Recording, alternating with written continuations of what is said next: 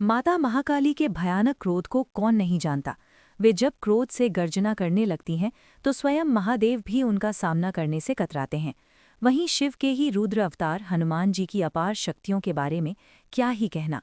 वे जब क्रोध से हुंकार भरते हुए गदा चलाते हैं तो समस्त भूमंडल कांप उठता है। दोनों ही परम शक्तिशाली धर्म की ध्वजा हैं। फिर ऐसा क्या हुआ कि हनुमान जी के पंचमुखी रूप और क्रोध से गर्जना करती महाकाली के बीच अत्यंत ही भयानक युद्ध छिड़ गया। दरअसल ये महायुद्ध महाकाल की नगरी उज्जैन में घटित हुआ, क्योंकि अचानक एक रात उज्जैन के शिप्रा नदी के पास ही स्थित महाकाली के गढ़ काल कालिका मंदिर के आसपास की धरती ऐसे हिलने लगी मानो प्रलय होने वाला हो। वहीं गढ़ कालिका मंदिर में विराजमान माता महाकाली को भी इस अचानक हुए बदलाव से बड़ा ही आश्चर्य हुआ।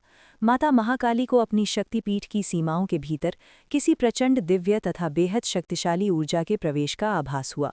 उनका क्रोध बढ़ने लगा और देखते ही देखते वे अपने विकराल रूप में आकर क्रोध से गर्जना करती हुई बोलीं, शिव शक्ति के इस क्षेत्र में कौन है जो बिना अनुमति के प्रवेश की गलती कर रहा है? आज मेरे हाथों उसका अंत निश्चित है।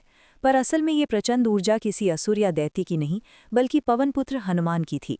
जब माता महाकाली के कई बार पुकारने पर भी कोई उनके समक्ष नहीं आया, तो वे अत्यंत ही उग्र होकर स्वयं ही उस महाशक्ति को ढूंढने के लिए निकल पड़ी।